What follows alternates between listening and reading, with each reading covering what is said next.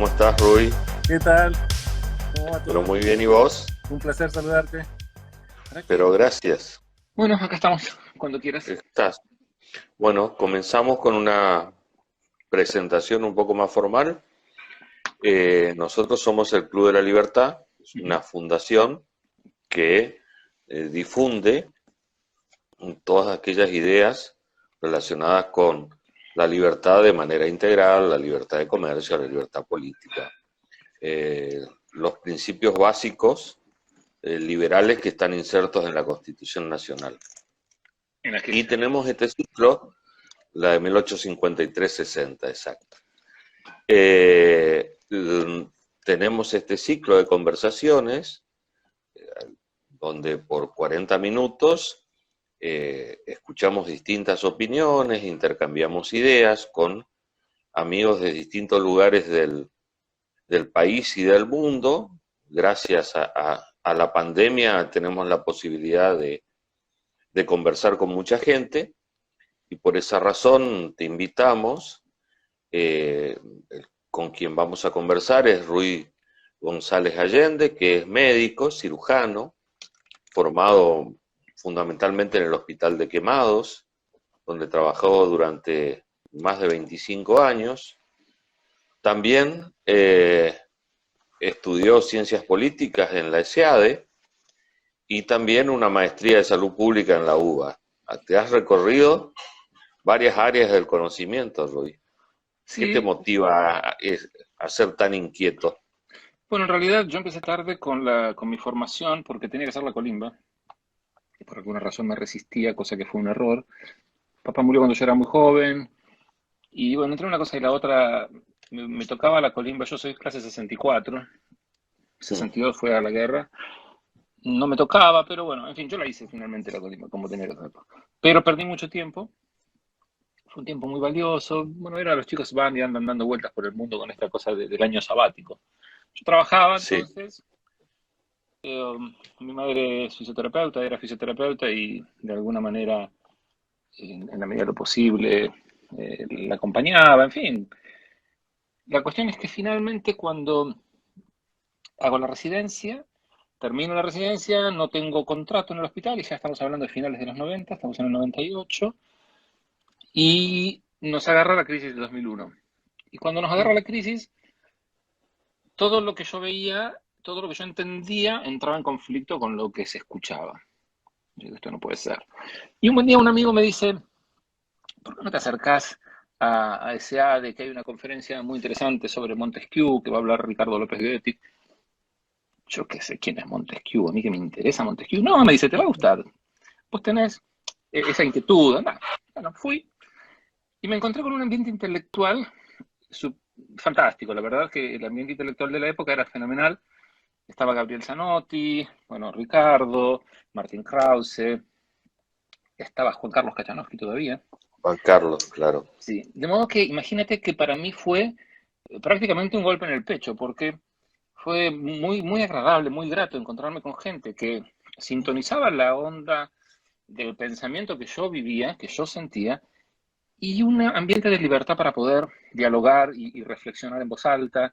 Fue muy, muy, muy grato. Y entonces me entero ahí que había una maestría.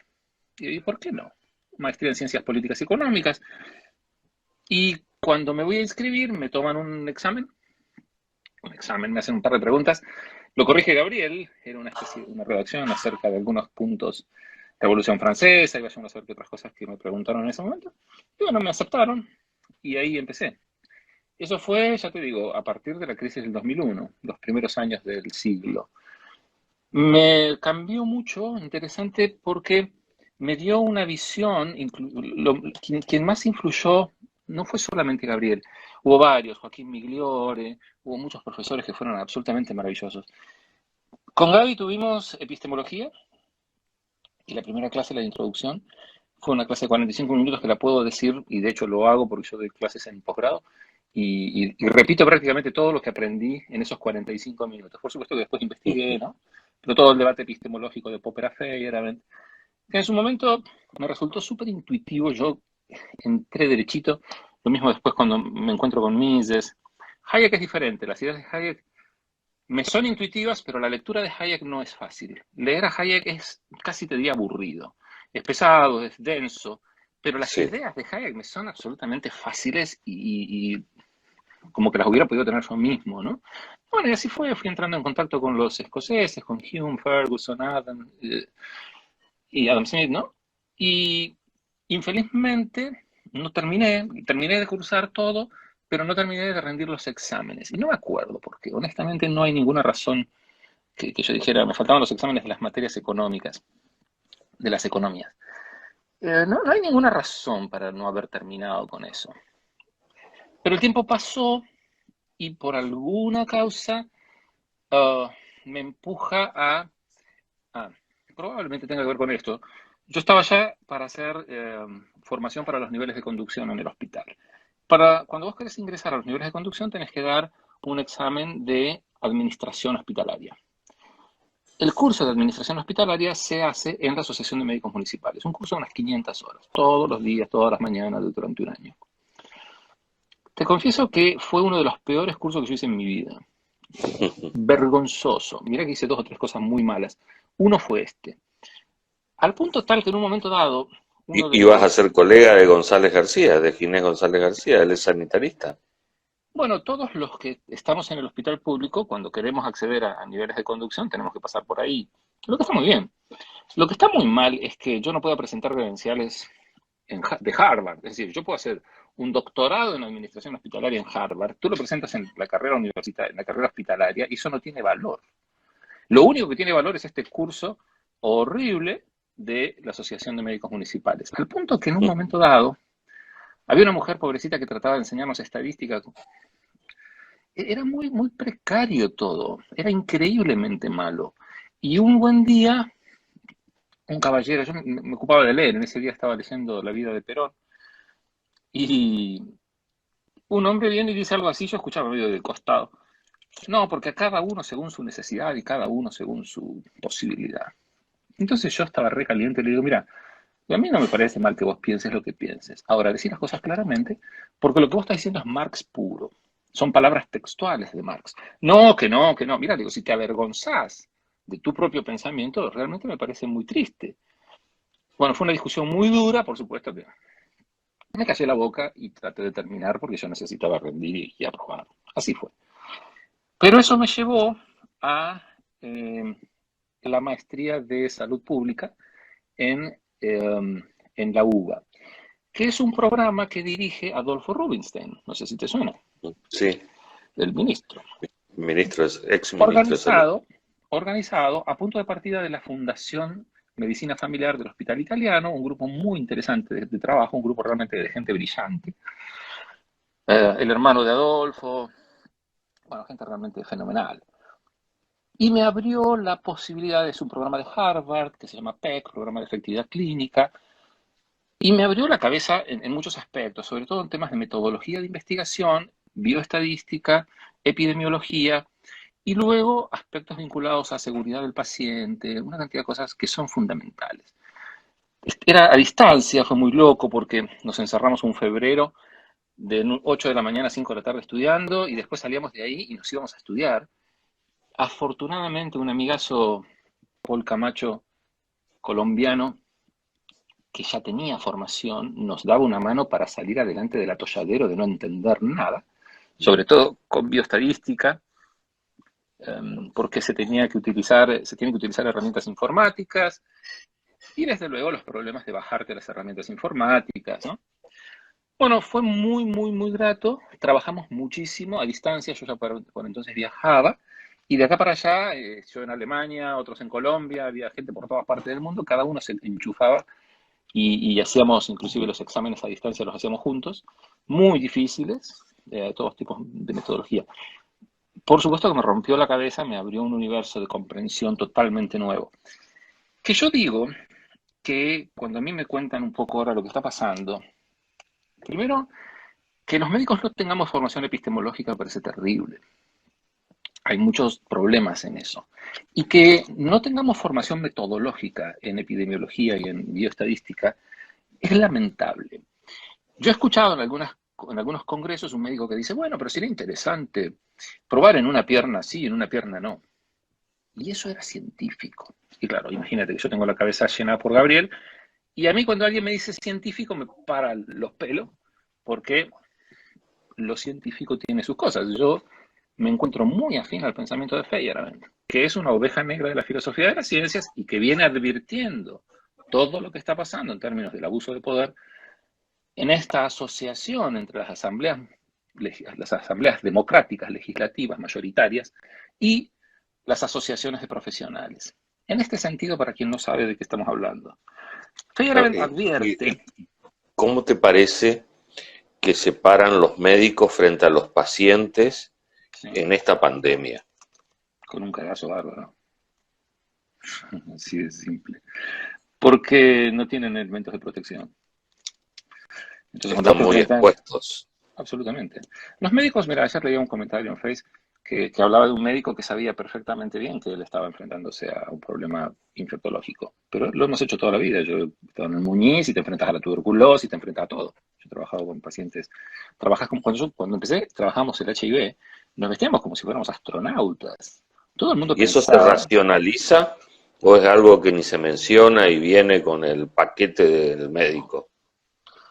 a ver, vos me llevas a pensar si los médicos tienen algún tipo de soporte interno en el sistema, tipo grupos Valint, cosas por el estilo. Sí. No. En una conferencia hablaban 4 o 5 ponentes y el norteamericano decía que ellos en situaciones de crisis estudian para evitar lo que se llama el burnout, ¿no? Hoy en la provincia de Buenos Aires el 50% de los médicos están en condición de burnout, es decir, no sirven más. Tienen la cabeza y el corazón quemados por las catástrofes que se ven. Y las tragedias personales, familiares, una cosa espantosa. Y ellos decían que ellos para resolver ese problema estudiaban. Los norteamericanos estudiaban. Los españoles tenían un problema que era la hospitalitis, es decir, la gente no se va del hospital. El hospital se convierte en tu ámbito, sobre todo con enfermería, se te convierte en tu ámbito de pertenencia y estás mejor en el hospital que en tu casa. Entonces los tenés que sacar del hospital, los tenés que obligar a irse de vacaciones, obligar a hacer formación, etc.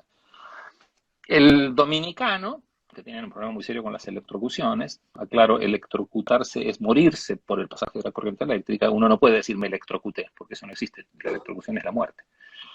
Y él decía que ellos bailaban bachata al lado de la piscina. Y nosotros teníamos grupos Valint, grupos de autoayuda psicológicos tipo Alcohólicos Anónimos, eso es un grupo Valint. No, yo nunca he participado en el hospital en 20 y pico de años y hemos atravesado Cromañón y un montón de desastres. Y vos me preguntabas cómo se paran los médicos. Primero con varios problemas a mi juicio. El primero es de ignorancia. Y cuando uno ignora... cuando vos ignorás los aspectos metodológicos, yo siempre les digo a los pacientes que no se teme lo que se conoce. Y cuando uno tiene ignorancia sobre algunos aspectos de las cosas, el temor se te apodera, ¿no? Está bien, está bueno tener miedo. Yo trataba de entrenar en escalada en roca y hablábamos del miedo y el tipo te decía, mira, si no tenés miedo estás muy jugado. Y si estás con alguien que no tiene miedo, peor todavía. El miedo está bueno. La pregunta no es no tener miedo, la pregunta es qué vas a hacer con el miedo. Parado en el miedo tenés, y por eso es que a los residentes se los pone en la situación extrema del entrenamiento, en donde te la pasas sin dormir y seguir laburando y cosas por el estilo, cosas que no comparto. Pero déjame que te resuma rápidamente lo de Feyerabend porque es muy importante a punto de partida de lo que está pasando. Feyerabend advertía con respecto a aquella vieja unión entre la espada y la religión. La espada ostentada por el rey y la religión que ostentaba el saber. Desde luego, ¿quién sabía? Dios. ¿A través de quién la verdad revelada llegaba a la tierra? A través de los sacerdotes. Claro, desde luego, cuando llegó Gutenberg y puso la imprenta a disposición de la gente, y luego Lutero que les dijo, muchachos, frente a Dios y su conciencia están solos, no había dónde esconderse. Entonces rompió un poco con la intermediación. El protestantismo rompe con la intermediación, te deja solo, desnudo frente a tu conciencia. Y Feyerabend dice, ojo, porque eso mismo está pasando en la actualidad entre las asociaciones de profesionales y las asambleas mayoritarias, en donde la verdad revelada pertenece a los profesionales, a los especialistas, y las asambleas democráticas, la democracia, usa la espada para imponerla. qué es exactamente lo que está pasando, en términos de un grupo de expertos que es dueño de la verdad revelada y le dice a todo el mundo lo que está bien y lo que está mal, y la imposición de la democracia. Gente que cree, yo he tenido debates muy duros con amigos entrañables, con los que hemos pasado veladas divinas tocando la guitarra y cantando, y que no entienden la diferencia entre la democracia y el Estado de Derecho, que consideran honestamente que la mayoría tiene derecho a imponerle su parecer a la minoría, y que si no te gusta, forma un partido y gana las elecciones. Y a mí me resulta sorprendente que esto no esté en el debate público. Todo el mundo habla de la democracia. La democracia es una forma de tomar decisiones mayoritarias por asuntos comunes. Se usa la mayoría, pero es simplemente la manera en que uno decide sobre aspectos comunes. No se puede pasar por encima del Estado de Derecho. El derecho es que 10 tipos no tienen derecho a votar, violar a una mujer, solamente porque son mayoría. Es el viejo cuento de los dos lobos y la oveja decidiendo qué cenar, ¿no? Sí. Pero cuando vos lo decís de esta manera, suena muy violento. No, lo violento es lo que vos me estás tratando de imponer, que es tu parecer por encima de todas las cosas, bajo el supuesto de que la democracia te da derecho a hacerlo. Y no entender la diferencia entre democracia y Estado de Derecho me parece una cosa muy grave. Por supuesto que los demócratas aprovechan la volada de la confusión para imponer su parecer. Cuando el PRO te decía que en el PRO no se debatía ideas, lo que te hacían era imponer las propias. Yo formé parte de la... Bueno, yo formé con Agustín Echevarne parte del grupo de Recrear que armó el PRO. Yo estaba a favor, estábamos en el grupo de Enzo Pagani, de Esteban Bullrich, que trabajamos a favor de la formación junto con Compromiso para el Cambio de lo que después fue el PRO, lo que hoy es el PRO. Pero en el momento en que se tuvo que votar, yo estaba en el cuerpo ejecutivo del partido de la Ciudad de Buenos Aires, yo voté por la negativa, porque me parecía que era vergonzoso lo que estaban proponiendo. Y después me dieron la razón los hechos, porque en el fondo lo que pasó fue que se acomodaron ellos. Por eso Agustín, cuando propone un partido en donde quienes negocian y quienes proponen no pueden ser candidatos, tiene que ver con eso. Tiene que ver con que si vos armás el juego, lo armás para vos. No, lo tenés que armar para otros. Vos tenés que armar un juego bajo el velo de la ignorancia, que no sabés a quién le va a tocar. Entonces tenés que cuidarte, como decía Popper, no, si me toca un príncipe bueno y magnánimo, y de la historia, ¿cuántos príncipes sabios, magnánimos ha habido? Lo más probable es que te toque otro canalla. Entonces, el sistema democrático, el sistema republicano, lo que hace, y el liberalismo lo que hace, es ponerle un límite al abuso del poder. Y esto es lo que está pasando, que me parece a mí que es muy grave en términos políticos. No hay límites al ejercicio del poder. Y si vos encontrás que tus derechos están siendo vulnerados en este momento, no hay una justicia a la cual acudir. Peor, hay poderes que se concentran y libertades que perdemos los demás. Siempre se trata de una ecuación poder-libertad. Mayor poder, menor libertad, claramente.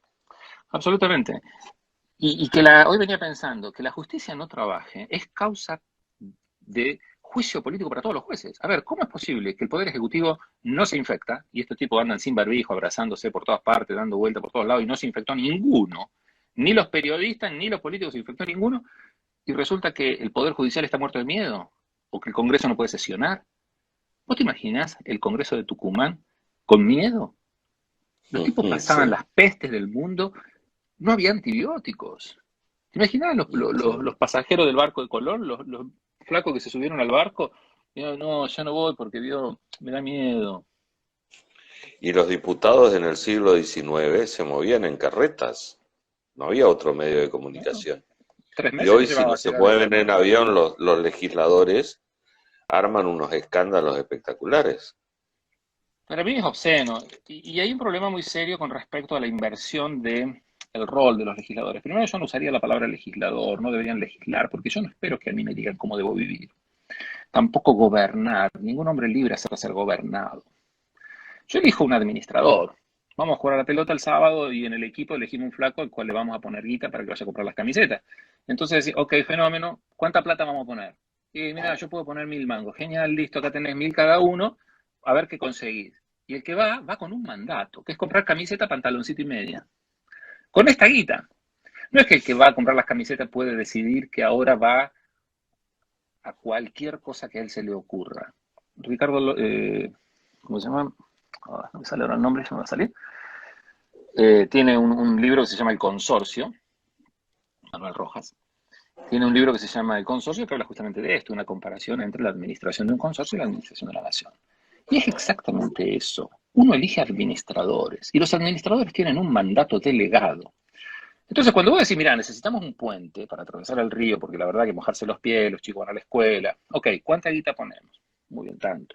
Elegimos a alguien que vaya a hacerlo. Ese es el ejecutivo.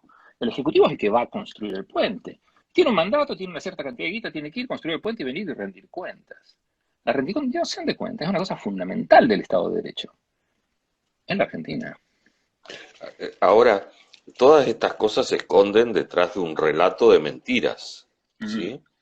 Que es un poco un tema de la charla que propusiste. Absolutamente. Mira, el nombre fiebre tenía que ver con la COVID, porque hay mucha confusión. Me voy a tomar 5 minutos, si me permites, para explicar un poco de la COVID. Sí, por favor. La COVID es una gripe. ¿Qué es una gripe? Una neumonía viral. La influenza es la gripe por excelencia, pero toda neumonía viral es una gripe. De modo que es falso, quiere decir una gripecita. No, es una gripe. La gripecita no existe. La gripe es una neumonía, es una enfermedad profunda del aparato pulmonar. Cuando uno habla de gripecita, dicen catarro, vías aéreas superiores. Eso no es gripe. No, estoy engripado. No estás engripado, estás resfriado. Son dos universos totalmente distintos. El resfrío se queda acá arriba. Producidos muchos de ellos por coronavirus, entre paréntesis. Entonces, eso es lo primero. La COVID es una gripe. Segundo, el virus ingresa por vía aérea, aerosolizado. Y acá te interesa cuál es el tamaño de la partícula. Pues si las partículas tienen un tamaño mayor, menor de 10 nanómetros, no importa. El virus va a penetrar profundamente en la vía aérea o se va a quedar arriba. Eventualmente, si se queda arriba, lo tragas y la sintomatología es digestiva. Diarrea. Y eventualmente, si vos lo inspirás profundamente, el virus se conecta con un receptor en las células pulmonares, que se llaman neumonocitos, ingresa y provoca una respuesta. ¿Cuál es el problema? Hasta ahí no tenés neumonía. El problema empieza cuando el cuerpo reacciona a la presencia del virus. En el caso de la hepatitis viral, pasa exactamente lo mismo. El virus cuando sale, atraviesa la membrana celular y arrastra consigo parte de la membrana celular del hígado. Los linfocitos, los glóbulos blancos, dicen, ok, fenómeno, acá tengo un problema. Atacan el hígado. ¿Por qué? Porque identifican que el envoltorio viral más membrana celular es el problema y atacan el propio hígado y provocan la hepatitis. En la COVID pasa exactamente lo mismo. Es el sistema inmunológico que tiene una respuesta exagerada y provoca la inflamación. A la inflamación le sigue fibrosis, cicatriz interna, que cuando vos haces las placas, sobre todo en la tomografía computada, aparece como si fuera un vidrio esmerilado. Es decir, que lo que provoca es una neumonitis, una inflamación de los pulmones bilateral difusa. Esto está muy claro, muy bien descrito por los chinos en el primer trabajo que se publicó sobre COVID, allá en enero. ¿Qué es lo que no se sabía en ese momento? Lo que no se sabía es que esa respuesta se iba a cruzar con el resto de las células que poseen ese receptor. ¿Dónde está ese receptor, el AC2?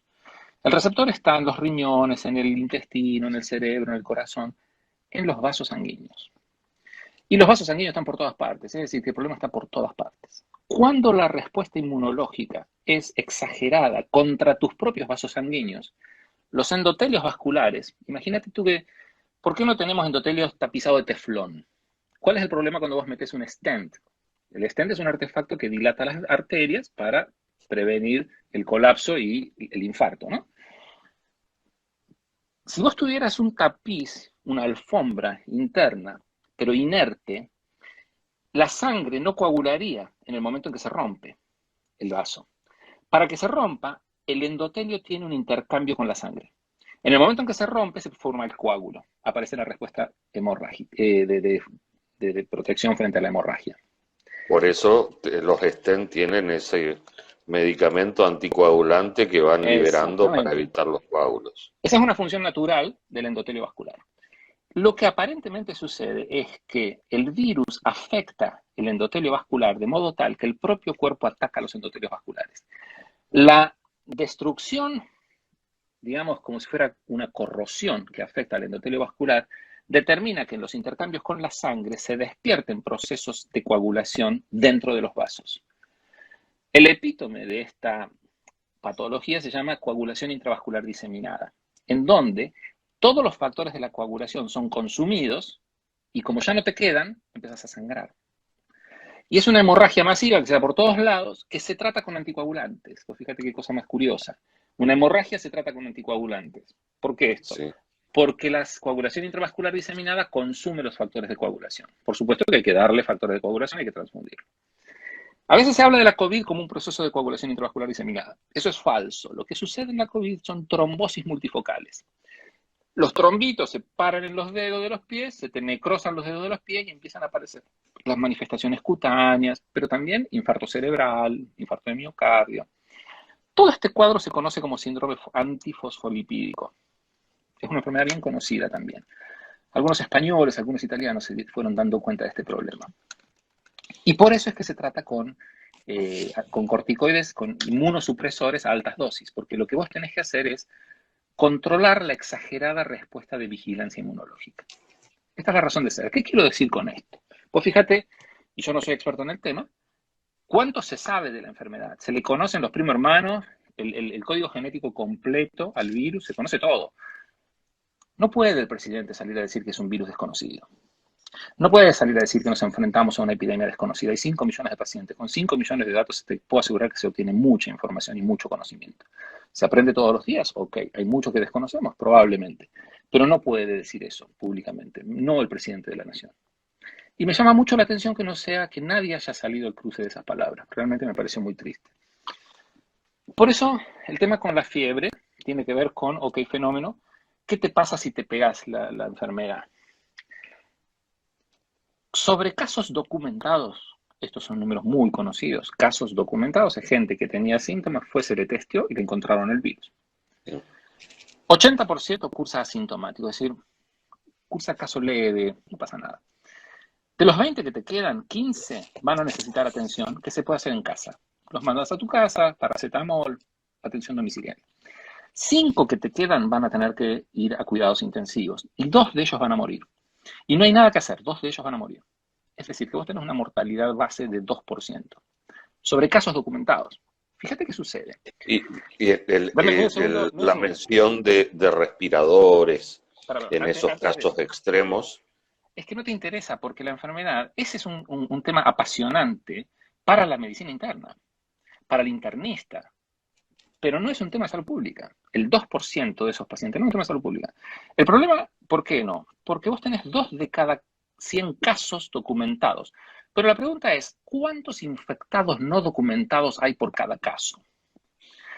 Hay trabajos un trabajo chino que salió en Science a finales de enero, principios de febrero, decía que aproximadamente 6, 84 por 14. Más o menos da 6 eso. Hoy se sabe que es bastante más grande la proporción. Inclusive hay quienes hablan de 40. No sabemos, son todas especulaciones, pero lo que sí sabemos es que la cantidad de casos multiplica la cantidad de infectados no conocidos, multiplica la de los casos documentados. Esto es lógico. Lo cual te derrumba la mortalidad. Si vos tenés que en realidad la mortalidad se da sobre 1000 infectados, vos tenés 2 muertos por cada 1000. Esto significa que 998 se recuperan. Esto es muy importante, porque por lo general los cálculos de mortalidad no se hacen de esta manera. Entonces, cuando vos ves Perú, tiene 100.000 casos, la mortalidad le da el 3, me parece, porque tenían 3.000 muertos. Sí. Cuando vos ves Chile, pasa otro tanto. Ahora, cuando vos ves Argentina... Está un poco más abajo, un 2. Sí, pero eso es porque testean muchos casos sin síntomas. Como nosotros no teníamos guita para hacer los testeos, porque la guita se la fumaron en el Carnaval de la Matanza, esto es lo que hay que decir, lo mismo que la guita de los ventiladores mecánicos y toda la formación profesional de alto nivel que hace falta para atender una terapia intensiva, se la fumaron en otra cosa que tampoco nadie quiere discutir. El punto es que vos testeas poco, vas sobre los casos. ¿Casos qué significa? Que yo voy a certificar que el paciente con síntomas realmente padece esta enfermedad, que es lo que dijo Kicillof la vez pasada. Y en eso está correcto. Vos lo primero que tenés que hacer es documentar que el tipo que viene con síntomas tiene la enfermedad o no. Porque si la tiene, lo que tengo que hacer es ir por los contactos estrechos. Familia, convivientes. Y esto lo tenés que hacer sobre casos, sobre sospechas, y lo tenés que hacer sobre el personal sanitario. Lo que tenés que hacer inmediatamente es cerrar los hospitales. Cerrar los hospitales. Acá no entra nadie que no haya sido testeado. Acá no te puede entrar el virus. Ni con los pacientes, ni con el personal de trabajo. proteger al personal, proteger el hospital. Y segundo, abrir las escuelas. Hoy me mandaron un mail, un mensaje que dice que Corea volvió a cerrar las escuelas. Sí, pero Corea tiene una infraestructura que ojalá pudiéramos nosotros pensar un poco como ellos. Pero el punto es, si vos tenés que tu cálculo se hace sobre casos, tu mortalidad es mucho más alta. Nosotros igual no estamos muy mal, pero ¿cómo nos tenemos que comparar? Vos te podés comparar con Colombia, te podés comparar con Sudáfrica.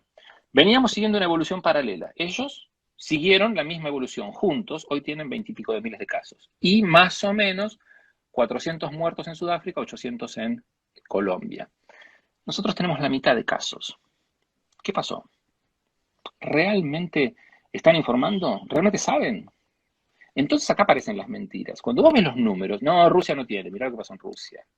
Quiero decirte, ojo con la información. No, murió de COVID. Murió de COVID, lo atropelló un colectivo. No, sí, pero iba al médico. Es como que vos me digas que el tipo que va a comprar una hamburguesa muere de hambre. No, sí, porque fue a comprar una hamburguesa para no padecer hambre, entonces lo atropelló el auto, pero a ver, ¿qué estamos hablando? Se dice que el flaco murió 17 años, también afecta a los jóvenes, tenía HIV y una meningitis criptococóxica, este chico tenía SIDA, estaba inmunocomprometido muy seriamente. La COVID fue el último empujoncito, ¿entendés? Y eso es una forma de fraude. Y esto es como Hume decía, ojo con estas cosas, nosotros hemos perdido el sentido del fraude. En Argentina el fraude no tiene importancia, no pasa nada, todo igual. Y me parece muy grave eso. Y esa es la parte de las mentiras. Yo no estoy diciendo que el gobierno mienta, no lo sé. Creo que no saben, no creo que tergiversen la información. Creo que la tergiversan en el momento en que se sesga la muestra. En fin, creo que hay otros problemas. No creo que haya un problema de deshonestidad en el sentido de estar diciendo cosas que ellos saben que son falsas. No digo eso, no me parece que sea así. Entre paréntesis, yo soy muy crítico de Alberto Fernández, pero me parece que está haciendo lo posible dentro de sus posibilidades para más o menos ser moderado. Pero se le salta la chaveta, el tipo ya sabemos quién es. Es un cínico, un hombre que ha hecho lo que dijo y después fue candidato junto con, en fin, me parece que su historia es bastante elocuente al respecto. No, y claramente el manejo de datos ha sido contradictorio en la pandemia. Un día te dicen una cosa, al día siguiente otra cosa. Y eso te lleva a los videos. ¿Por qué los videos? Porque nos informamos por videos, ya sea en vivo, ya sea por esta conferencia en Instagram. Y también a través de los videos hay muchas falsedades. Hay falsedad explícita, hay mentiras que se difunden y hay muchos intereses. A mí el tema de la mentira ya lo hablamos. Yo creo que acá lo que hay que hablar es el tema de la manipulación de la información con intereses que son segundos. Es decir, acá lo que se está construyendo es el camino a Venezuela. Y eso me preocupa profundamente. Y ahí es donde yo digo, acá entran los videos, ¿no? Como te están diciendo que porque vos sos tal cosa, entonces te la meten por detrás y vos tenés que fumarte cualquier cosa que suceda. Entonces después sale la Librieva a testear el ambiente diciendo si vamos a hacer Venezuela, seamos ya mismo, y todo este tipo de cosas. Y la realidad es que lo que yo noto es que el ambiente está muy crispado. Mucha gente alrededor diciéndome no veo la hora de vender todo e irme. ¿Cómo crees que va a abrir el mercado inmobiliario? A la baja. Cuando un tipo que tenía un barcito tuvo que cerrar después de 37 años, ¿quién va a poder abrir el barcito? ¿Él? Sí, él no tenía. ¿Quiénes son los únicos que hoy están cobrando sus sueldos?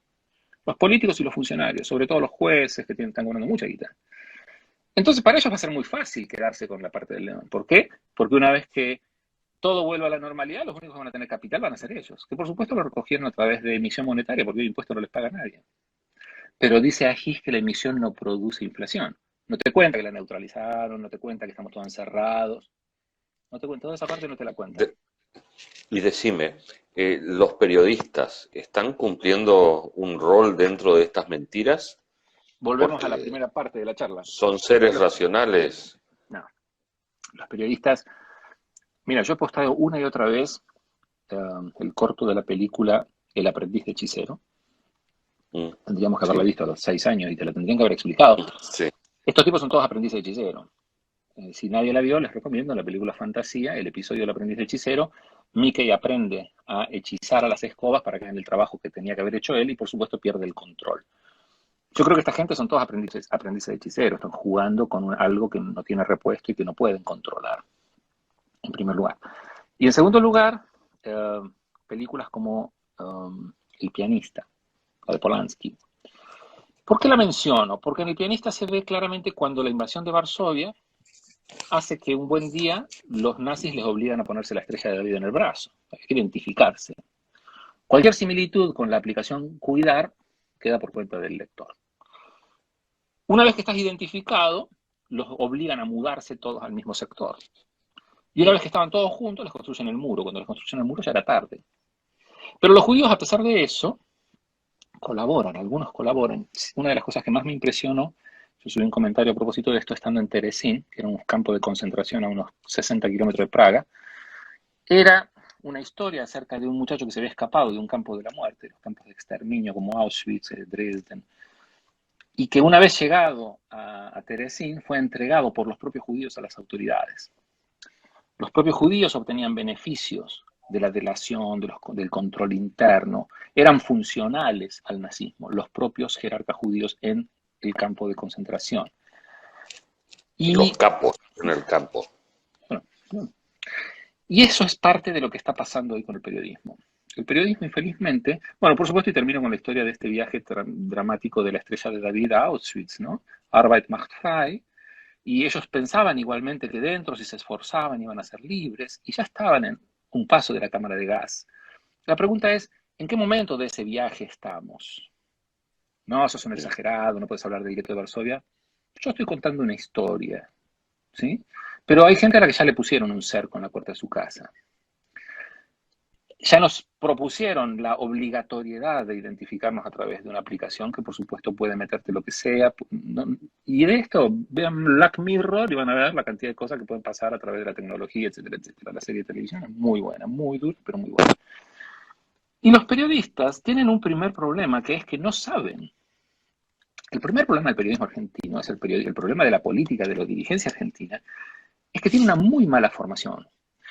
Entonces, cuando vos te encontrás con que no pasan del porcentaje en el análisis, cuando no conocen lo que significa el Estado de Derecho, cuando no saben conjugar el subjuntivo, y son comunicadores, y vos te empezás a repensar, ok, fenómeno, ¿y hasta dónde llegan estos límites? ¿Y qué partidos están jugando? Porque lo que yo veo es que el periodismo ha sido muy funcional. Ellos cobran sus sueldos y ellos están libres, pueden moverse para todas partes. Entonces te mandan a vos, quédate en tu casa. Yo no tengo ningún problema, nos quedamos todos en casa. Ahora, todos ganamos cero. Cero ingreso para todo el mundo. Del presidente al último, cero. Porque yo hace 2 meses que no trabajo, no tengo un solo ingreso. Una sola moneda. ¿Por qué yo tengo que fumarme eso y usted tiene que cobrar su trabajo? No, porque mi trabajo es esencial. Yo soy médico. No es esencial, no importa. ¿Quién determina lo esencial? ¿Quién determina lo importante? ¿Cuál es la preferencia que va a prevalecer? Si para el judío la preferencia, yo tengo un paciente judío ortodoxo, 80 y pico de años, antes de que se desatara la cuarentena y la pandemia, yo les decía, mira, familia en Nueva York, de hecho viaja uno de los hijos a Nueva York, y le digo, mira, te recomiendo que no vayas al templo. ¿Cómo no ir al templo? La vida es el templo. ¿Quién soy yo para decirle qué es lo importante a sus 81 años? Para él lo importante, ante la muerte, no es vivir un año más, es morir en paz. ¿Quién determina que el valor morir en paz o vivir un año es más importante que el otro? ¿Alberto? Sí, ellos tienen la fatal arrogancia de pensar que lo que ellos estiman importante es importante para todos. Y si no te gusta, decía Rosas, tengo otros métodos y te mandaba la mazorca. Y para los que no saben, la mazorca es el choclo, y el mensaje era, los degollaban y se los metían por el culo. Y dejaban al muerto degollado con la mazorca en el culo como mensaje. Por eso a la policía secreta de Rosas se le llamó la mazorca. Esto no te lo enseñan en la escuela y parece que una barbaridad que yo lo diga de esta manera. Pero es la verdad. Además favorecen todo un sistema de delaciones, denuncias, bueno, de lo que es correcto, de lo que es incorrecto. Y pregúntate entonces ahora... Una suerte de valores distintos a los que sostenemos nosotros habitualmente. Es decir, la vida privada de los demás, mientras no me afecte, es un problema de ellos. Y acá viene la parte de los videos. ¿Dónde aprendieron esto? En Cuba. Lo aprendieron junto con Chávez, lo aprendieron de Chávez, lo aprendieron de Cuba, del régimen cubano, que está buscando un régimen de financiación porque el régimen ya le han chupado la sangre. No sé si vieron la película Parásitos, la coreana. Muy buena, excelente. Muy buena. Muestra exactamente esto. ¿Qué hacen los parásitos? Se comen al huésped, se comen a la persona que lo alimenta, que lo mantiene. Se chuparon la riqueza de Venezuela y ahora están buscando otra. Encontraron la Argentina con esta afinidad intelectual que vaya uno a saber de dónde salió, de parte de Kirchner, de Cristina y toda esta historieta. Pero yo creo que salió de la conveniencia de saber que los tipos acceden al poder y después lo controlan desde las sombras y hacen lo que se les da la realísima gana. Viven al margen de la ley. La ley no rige para esa gente. Y este es el grave problema que yo veo en la formación de la opinión pública, porque esto es algo que no se dice con claridad. Y cuando vos escuchás a algunos periodistas norteamericanos como Tucker, en fin, tipos que están bien formados, dicen las cosas correctamente y no tienen ningún prurito en enfrentar a la autoridad y decirle las cosas de frente. Acá vos no vas a ver una pregunta aguda que lo acorrale al presidente. El presidente es muy hábil respondiendo, es muy difícil, el tipo te deja muy mal parado. Pero vos tenés que estar formado en los problemas metodológicos del relevamiento de información, etcétera, etcétera. Pero nadie nunca le preguntó acerca del estatus constitucional de las medidas que toma.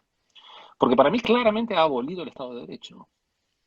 No puedes exagerar, discúlpame, pero yo, Rui, hoy, tengo necesidad de lo que sea. Me encuentro con censura, quiero expresarme, no puedo. Pierdo el empleo, vaya a saber lo que sea. ¿Ante quién reclamo? ¿Dónde están los jueces a los cuales yo los reclamo? Es decir, que hoy no hay justicia. Hoy es una dictadura, es un señor que dicta a los demás lo que deben hacer y tú no tienes derecho a protestar en ningún lado porque los jueces no existen, están todos muertos de miedo, vaya uno a saber qué. Pero de hecho han abolido el Estado de Derecho, han abolido la República. Y el papel de los legisladores, que insisto, deberían llamarse representantes porque no están para dictar leyes y decirle a la gente de qué manera vivir. Cada uno tiene el derecho de vivir como se le da la gana. Occidente pasó por la guerra de los 30 años, muchos problemas para llegar a esta síntesis en donde los Estados Unidos se conforman por el derecho de la gente, por la lucha de la gente, por el derecho a su propia comprensión de la manera en que tenían que enfrentarse a Dios. Los colonos eran tipos que se fueron para poder rezar de la manera que se les diera la gana. Entonces, este hecho de poder tomar tus decisiones, de hacer tu proyecto de vida, de acuerdo con tu propia conciencia de lo que es importante y lo que es secundario, debería ser un derecho inalienable que hoy está totalmente violentado, por la idea de que un grupo de expertos saben mejor que vos lo que te conviene. Te sacan la sal de la mesa, te dicen que tenés que ir en bicicleta o en medio público, ahora resulta que el medio público no sirve, pero en Buenos Aires insistieron mucho con este tema. Y en el fondo lo que hay es sencillamente un abuso de autoridad. Así de simple. Pero ¿a quién le planteás vos que en Argentina hay abuso de autoridad? Si vos decís esto públicamente, te queman. Anda a decir esto en un programa de televisión. Peor todavía, a quienes piensan de esta manera se los ha callado. Durante meses, semanas, a Agustín Echevarne no lo invitaron a los programas, él me contaba esto. A Milei, vos viste que lo habían desaparecido, está bien, él tuvo algunos exabruptos, pero por lo general decía la verdad. Lo que pasa es que la verdad a veces en Argentina duele y es muy esquizofrenizante cuando vos te encontrás con que tu percepción de las cosas te dice que esto es blanco y el otro te dice que esto es verde. Y vos decís, pero negro, esto es blanco. No, es verde. Como decía mi profesor de matemáticas, del mismo color pero en verde. Cuando tu percepción de la realidad, del sistema de valores que los niños tienen que estudiar para pasar de grado, choca con el discurso que te dice que a los niños no se los puede reprobar porque se los frustra, entras en conflicto interno. Y del conflicto sale una confusión que te deja inerme, te deja inmóvil. Porque vos decís, bueno, pero estaré confundido. A mí mi mamá me enseñó toda la vida que había que lavarse las manos. Toda la vida me enseñaron a hacer la cama, a ser respetuoso, saludar al entrar, saludar al despedirme. Como dice Serrat, esto se aprende con la leche templada. Ahora, ¿qué pasó? ¿Que nos hemos olvidado de esto? Para nada. Vos caminás por el interior del país y esto te lo dice cualquier campesino en cualquier parte. La guita se gana laburando. La guita se gana laburando salvo que vos pertenezcas a este grupo que vive del trabajo ajeno.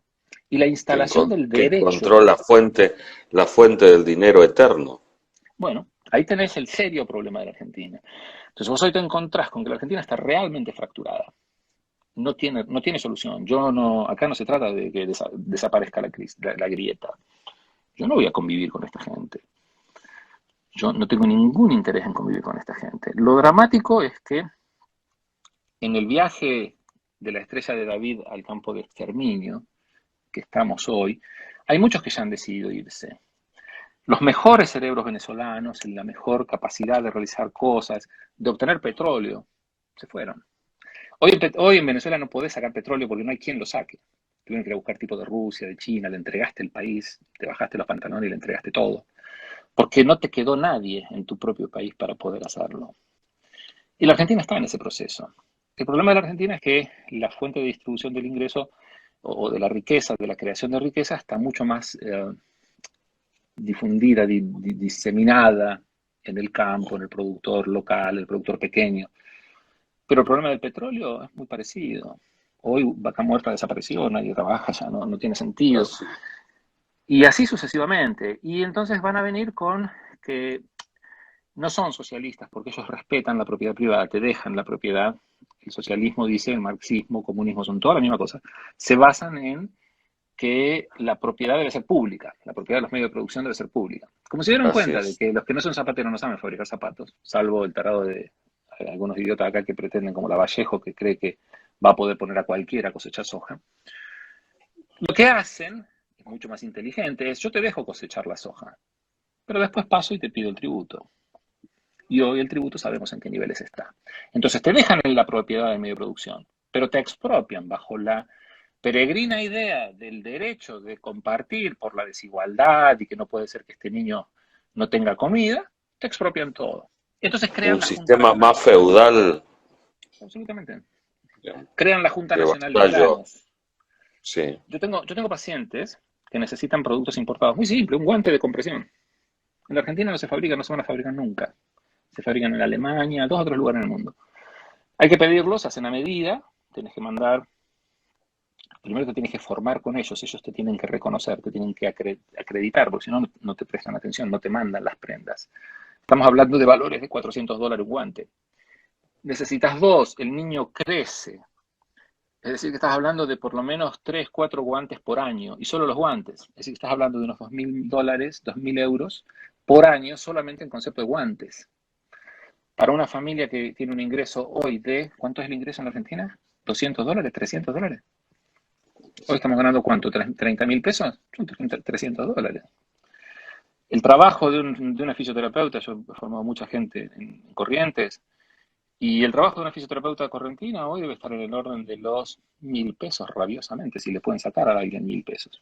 700 pesos, estás hablando de ¿cuántos dólares? Menos de $10, una joda. ¿Cómo hace esa persona para pagarse un libro de 500? Una membresía a una institución internacional donde se comparte el conocimiento. No, te encierran y te dicen, usted con lo nuestro. Con lo nuestro, si acá no hay. Es toda una gran farsa, que yo creo que acá es lo que yo te decía de los videos, ¿no? Es toda una gran farsa que en el fondo lo que oculta son las verdaderas intenciones, que son las de vivir del trabajo ajeno. Han encontrado complicidad, y en esto Esper tiene razón, la sociedad cómplice, en un montón de gente que cree que es muy piola vivir sin laburar. Ningún problema, pedíselo vos. Andá al vecino, golpeale la puerta y decirle que de lo que gana te vas a quedar con el 60% y porque necesitas, y te los pibes. Tenés 6, ¿quién te mandó? Pero en la Argentina decir que quién te mandó a tener 6 pibes, me parece que es una afrenta racista, facho, no sabes qué te dicen. Pero hacete cargo, hermano. Bueno. Rui, en fin. Hemos excedido el tiempo, pero fue muy interesante. Te agradecemos mucho, muy esclarecedor. Una forma de expresar que no habíamos escuchado en estos diálogos, así que te agradezco mucho, te mando un gran abrazo. Al contrario. Y gracias. Al contrario, el honor todo mío, un placer, espero no haberlos aburrido. Me ponen el micrófono enfrente y estoy como Kicillof, hablo. Parece un atentado, ¿viste? Así que nada, honrado, Alberto, que me convocó, le agradezco infinitamente. Si Dios quiere, nos encontraremos. Bueno, un gran abrazo. Un abrazo gigante.